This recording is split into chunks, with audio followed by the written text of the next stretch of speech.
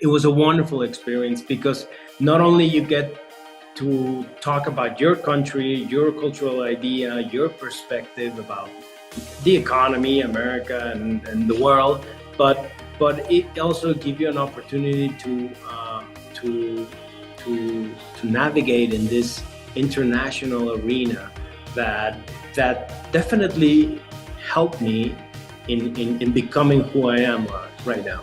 Hello and welcome to Proud to Be You, the alumni podcast from Boston University. I'm your host, Jeff Murphy. Thank you so much for tuning in. If you enjoy hearing these fascinating stories about our alums around the world as much as I do, I hope you'll take just 2 minutes and subscribe to our newsletter for bonus content and giveaways. You can do that now on our website at bu.edu/proudtobeyou.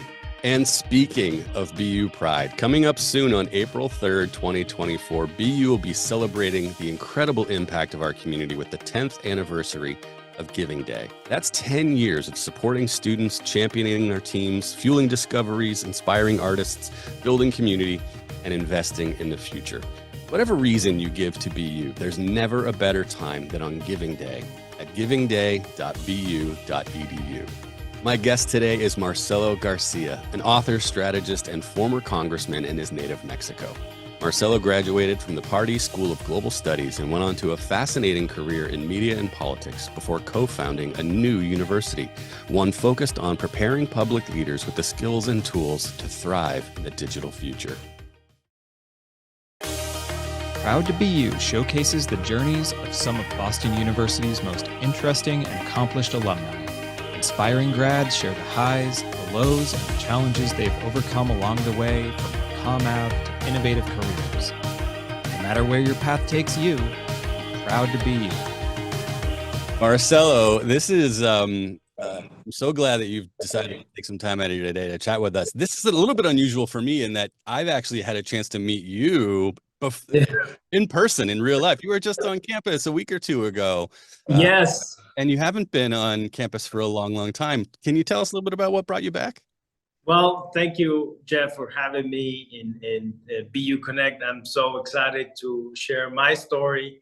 And yes, I was in campus a couple of weeks ago, and I was invited by the Latin American Center for Politics to give a lecture regarding Mexico's political agenda and campaigns that are ongoing, and was very thrilled to be invited and to talk about what's been happening in Mexican politics, and very enthusiastic about meeting people and getting to know the expanded version of Commonwealth Avenue, because BU has grown a lot. I'm so excited about that, and it was just a thrill, just the smells and getting into the buildings and all that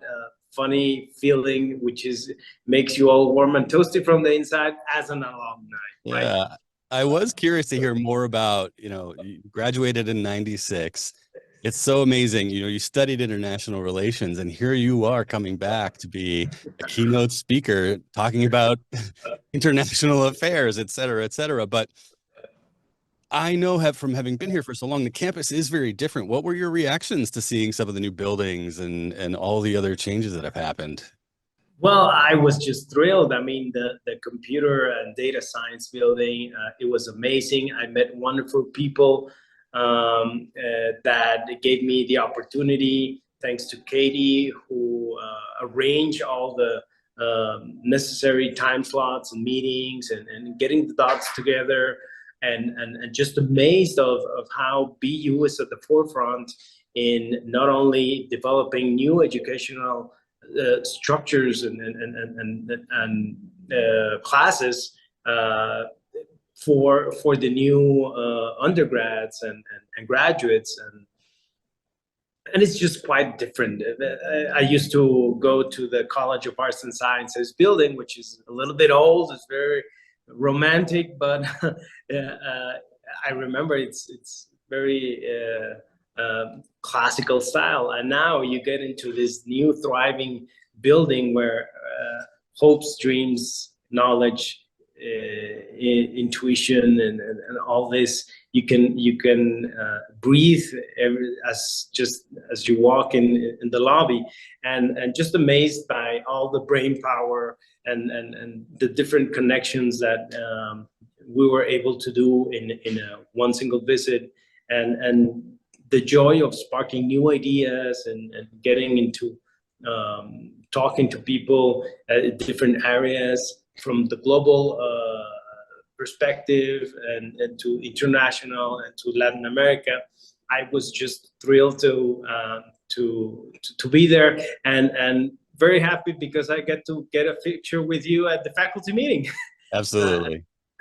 So I'm going to rewind the clock on you in a minute. I definitely want to hear kind of how you got to BU, but you mentioned university sort of leading the way in educational structure. I think you phrased it. And here you are, you're doing that today in Mexico. So can you tell us a little bit about the work that you're doing now before I make you do a little bit of time traveling with me, and we'll talk about your younger days?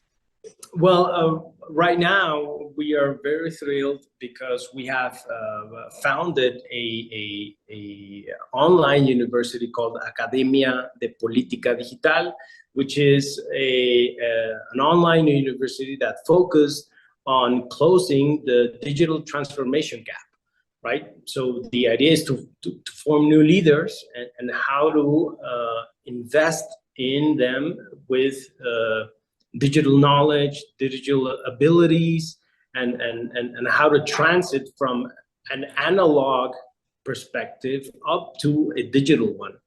The idea that you use WhatsApp or you do Zoom calls, that doesn't mean that you have a digital mindset. That means that you're only savvy with digital gadgets.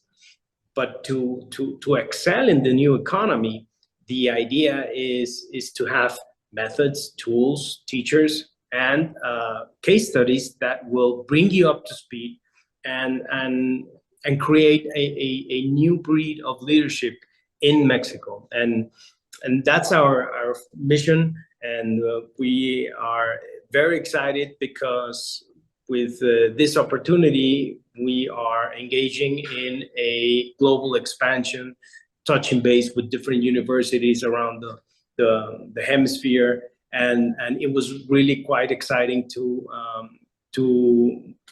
tell you that that Mexico it's getting there. It's the public administration is not easy, and especially when you have all these cycles of 3 years, 6 years, and you have to sometimes reinvent government every 6 years, which is crazy. But with this skill sets, with this toolbox that we give to public officials, then they can get up to speed faster. And so that's what we do here in Mexico. We're based in Puebla, Mexico, and would love for you, if you have the time, mi querido Jeff, you can come down south. It's on my list. I told you I was reading all about Puebla today before we sat down. So I might take you up on that someday. Careful what you ask for. So you grew up in Mexico. I think, though, I read you grew up in Monterrey, not in Puebla. South of Texas, yes. And then I think I also saw you went to high school or prep school in Switzerland. So you had a pretty global experience even before you got to BU. How did you end up at BU? How did that all come about in your life? Great question. My dad, he supported us wholeheartedly to engage in a global education, and I studied at Lugano, Switzerland, at the American School in Switzerland, and there I was exposed to a rich environment from classmates from around the world, and I loved that experience. And I applied to different colleges, and BU nailed it down.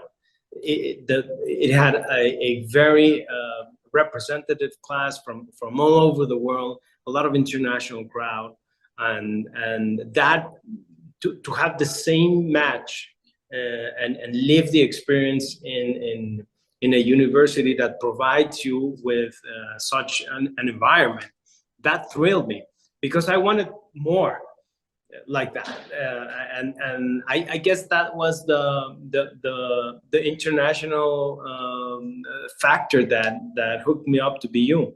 Yeah, it's interesting for me to hear you say that you felt BU was already a really international place in the 90s. I didn't come to campus until after that, but tell me a little bit more about your experience, specifically as an international student coming to BU.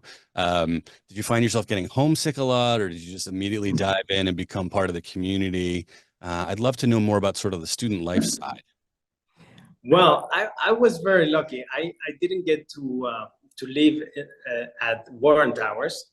Back then, it was called the Jungle, and the central idea was that I lived with my brother. He was studying in another university, and we lived together. So I missed the freshman part, but Yeah. I didn't miss it, right? So with that in mind, I had a different perspective of the campus, and I got to live and meet a lot of exciting people, which today I'm very close friends. That thanks to the experience of having the classroom economics 101 and diving into that perspective, I met a lot of people from different parts of the world, and it was a wonderful experience because not only you get to talk about your country, your cultural idea, your perspective about the economy, America, and the world, but it also gives you an opportunity to navigate in this international arena that definitely helped me in becoming who I am right now. Yeah. The idea of talking with somebody regarding how many ways or different perspectives, that gives you a lot of it gives you a sense of how vast is the world, and how you could tackle problems at different angles and different perspectives, right? Yeah.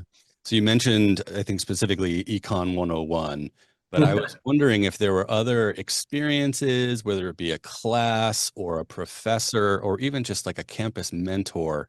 Were there experiences at BU that you look back on now as having sort of a profound impact on the path that your career ended up taking?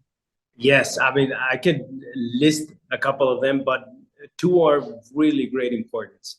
I studied with Professor David Scott Palmer. He was the head of Latin American Studies, and he was very fond of Peru, and he traveled a lot to Peru, and we managed to have a very close relationship. He was my mentor, and I was the president and founder of the Boston University Mexican Association, and I was only like 19, and I met a guy that wanted to do the association, and he said, "Oh, don't do it. BU is very bureaucratic. You're never gonna do it."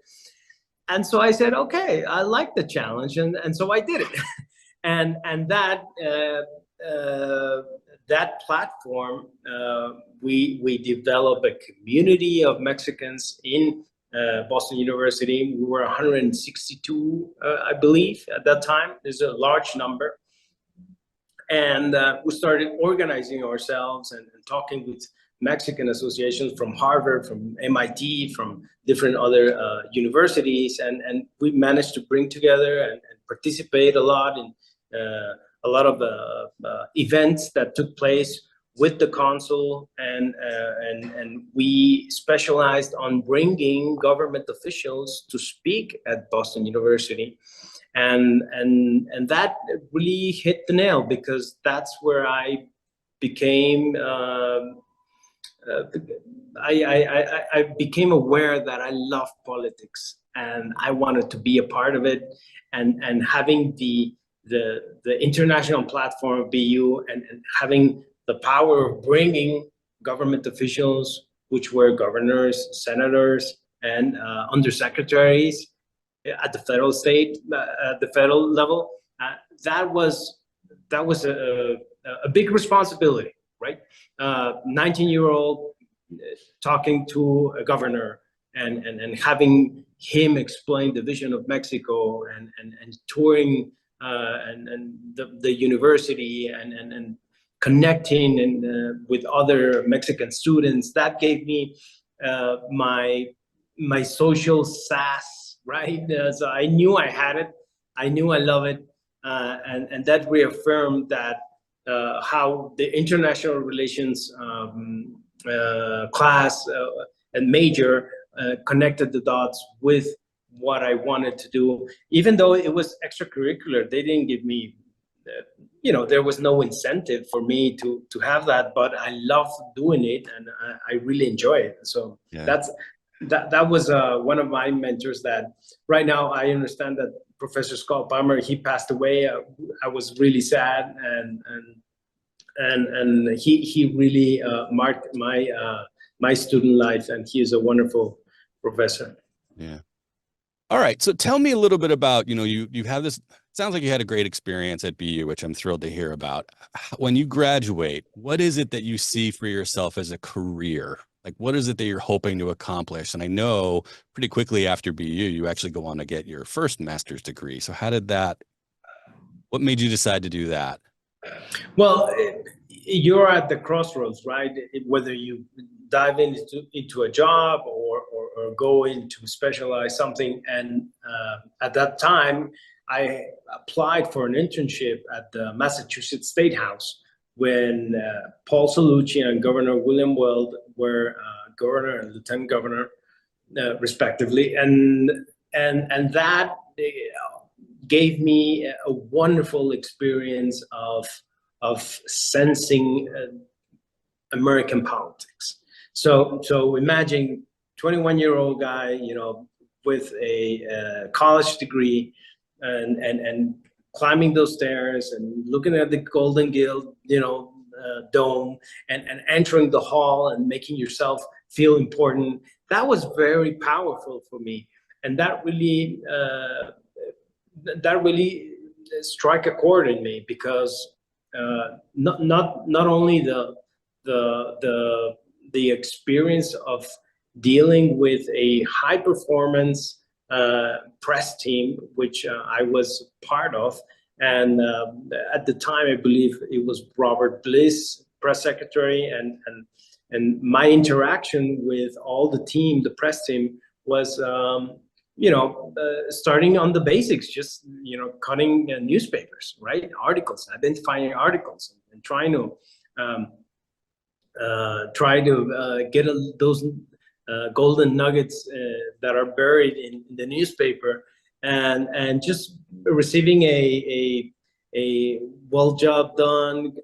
You did this. You help us carry the press release and the breaking news and all those exciting media terms that you wanted to get acquainted with, but in real life. And so that was very interesting. So bridging the Mexican politics with the American politics was a very powerful experience for me.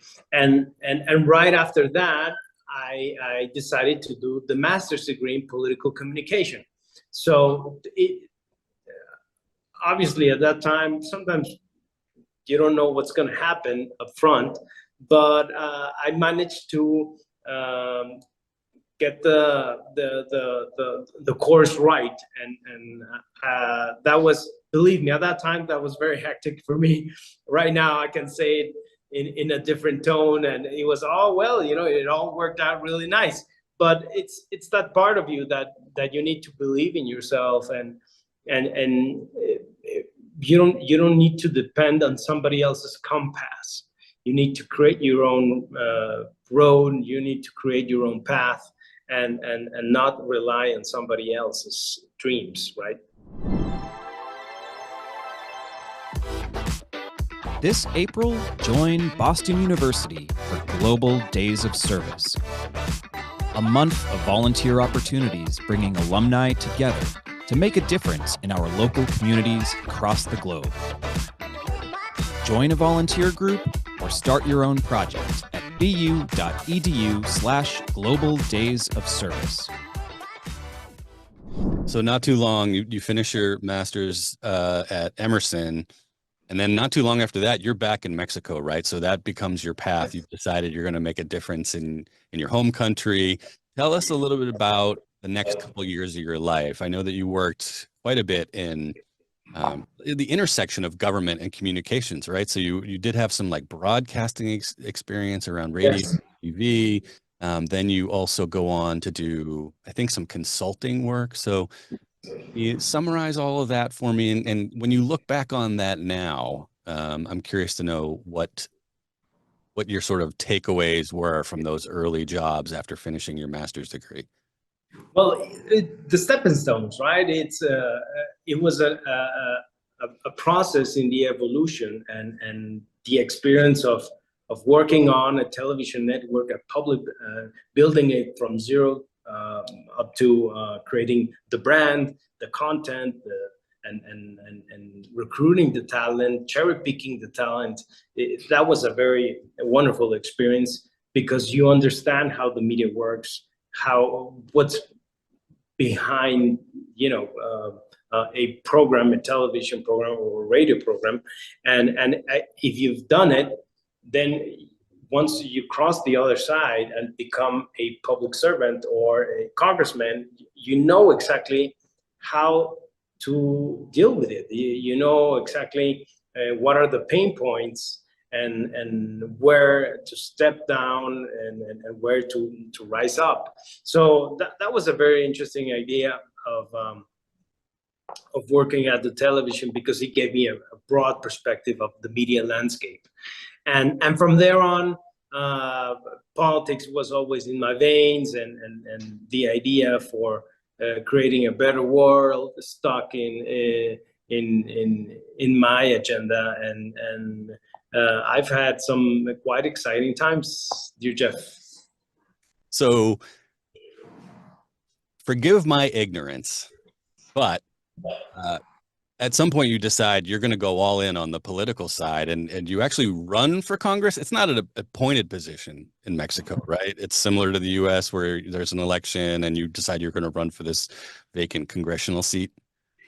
Yes, of course. Well, the idea is there are spaces and agendas that you need to tackle on. For example, once we decided to engage in a more public sphere, we tackled head-on digital violence, which was right on my avenue, and the idea of creating a law and passing it, and by unanimity, it was very powerful because of all the emerging technologies that have been rising and the ordeals that come with it. Some may see it as a very exciting opportunity, others see it as a terrifying experience because navigating the internet's not safe. Not as of now, even though with all the securities and the cybersecurity measures that have been implemented recently, we're still navigating in a complicated, uncharted waters. So 2018, you're elected to Congress in Puebla, and I know that you've got this agenda, right? The idea that you're going to make pass legislation that's going to make a difference, and then you run smack into the COVID pandemic. Tell me, you were pretty crucial in getting a lot of COVID specific legislation passed. Tell me how that did or didn't kind of derail your plans for while you were in office.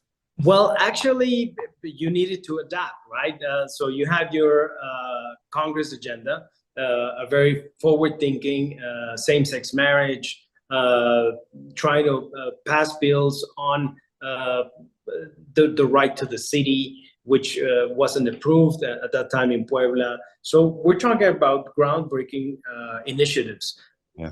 We hit COVID, and what all congressmen did was actually, stay at their home, and they started to familiarize with Zoom calls, and they hatched into this the home office comfort. And I took a bold decision, and at that time, because Jeff, I decided to go out and visit the people. And when does the people respect you? When there are hard times, when you go and knock on the door and provide help and orientation and talk to them in the middle of the pandemic. Looking backwards, I said, man, I was, I don't know, reckless, I believe, but I was so into it. I enjoyed it. I never like went and visit a home of a person that was sick, and I just didn't, it didn't make me afraid. So I believe that was the attitude, and thank God I wasn't infected by COVID. But the idea of people looking up to you for answers in the middle of a real global crisis, and be transparent, put yourself out there, answer to people, and don't hide behind a cell phone, and that was a, I tried to seize the opportunity, and I'm very grateful for that. I'm very grateful because I wasn't infected, because it was really spreading in Mexico. So when there was a lot of fear, we tried to provide a little bit of ray of hope, saying that we can get things still done, and so while doing that, I had like one feet on, on the colonies and the suburbs, and my other feet was on Congress. And so we passed a mental health bill, which Puebla didn't have, by all parties. They voted unanimously, and that set the tone for a new public policy regarding the COVID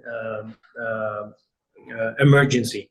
And so we were very pleased, because we worked hand in hand with professionals, with professors from other universities, and the idea is to bring all this talent together and try to draft the bill and pass it, and was able to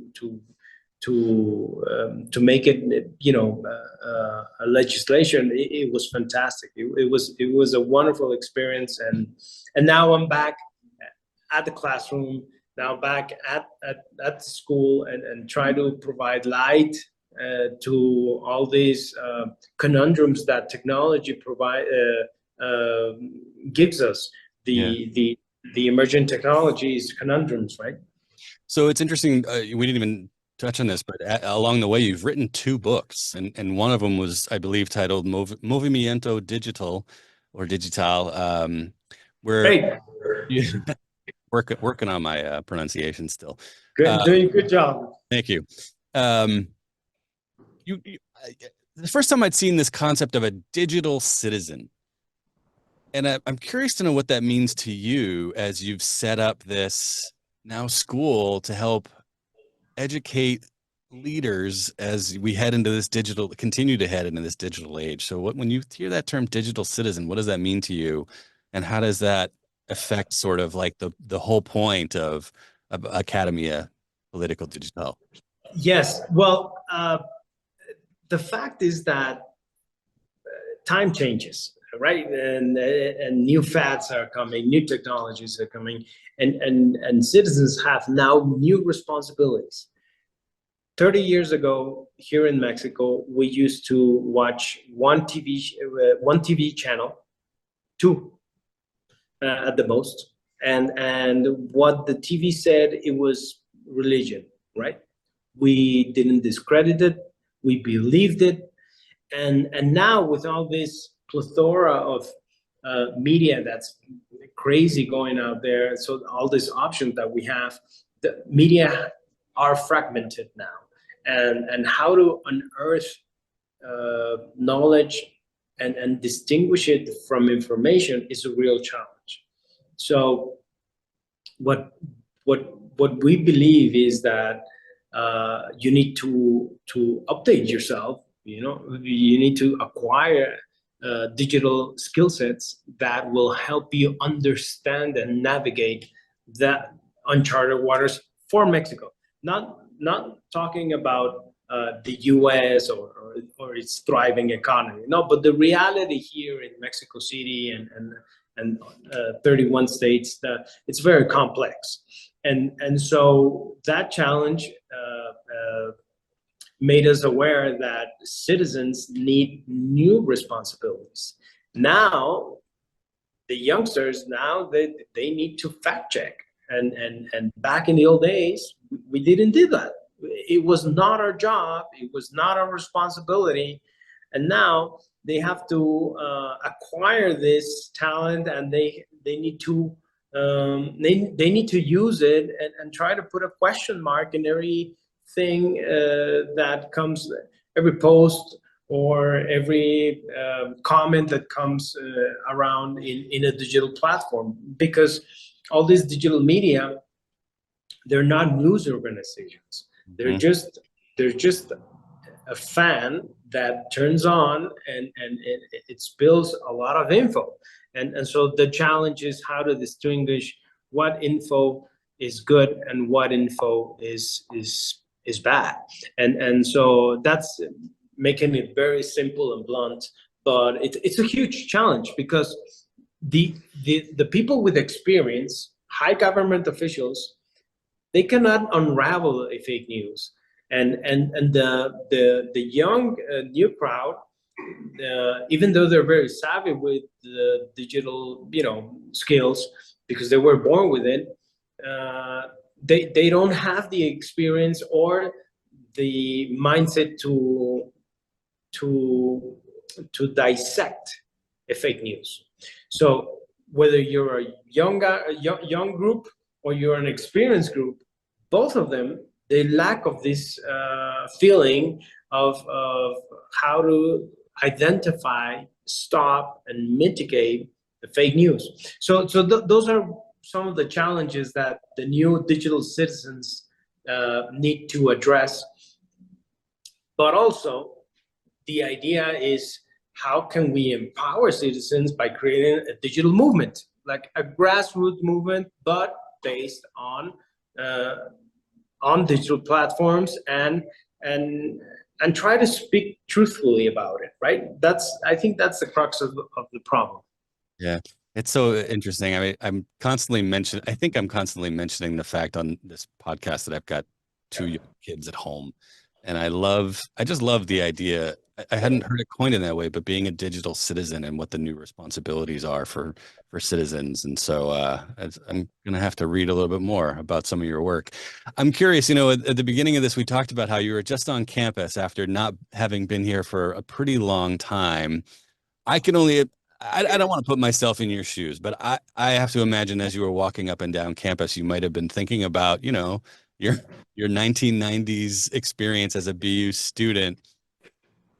When you think back to who that version of Marcelo was, would that young international relations student be surprised to see what you've gone on to do? Elected official, congressman in Mexico, author of 2 books. I think you've got a 3rd one on the way. And now this experience of founding and serving as the dean of a really cutting edge educational institute. Is it all a big surprise to you? Yeah, totally. That's an easy way of answering that question, but for sure. What a ride, right? Well, I think it gave me the basis and the strength and the preparation to head on to do that, right? And you know what? Once you're in Mexico and you're dealing with politics, you don't brag about, hey, I studied at BU. Most of the people don't know where is BU, right? And so the challenge is that you feel super confident, right? That's what BU gives you, super confidence to head on any type of dilemma, problem, solution, or conundrum. Any of those, you can tackle it head on. And I think that's what BU prepared me for not shying down, for not letting your guard down. When things are tough, you take the hard way, not the easy way, and that gives you a lot of like more. It gives you a good moral compass to navigate. Marcelo, I'm sure I can speak on behalf of the university when I say it's so impressive to see what you've gone on to do, and I really appreciate you taking the time out of your day to share your experience with our listeners, and wish you the best of luck. Thank you, Jeff, for this opportunity. It's been wonderful talking to you, and let it out in the system, right? Because you have so many stories and experience that I hope this will shed a little bit of light to all the freshmen or junior or seniors that are about to graduate. The best thing is to give you self-confidence and super confidence, and hope my story helps them to tackle on their own agendas and their own challenges. Jeff, thank you very much for the opportunity, and thanks to all the crowd and the ex-alumni that make this possible, because we need to keep making BU strong, right? All good stuff. Thank you so much, Marcelo.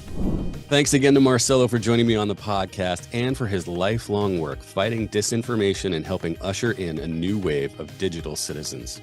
If you heard something today that makes you proud to be you, I hope you make a donation to the BU cause that matters most to you. Join me and thousands of other Terriers in celebrating the 10th anniversary of Giving Day. That's April 3rd, 2024 at givingday.bu.edu.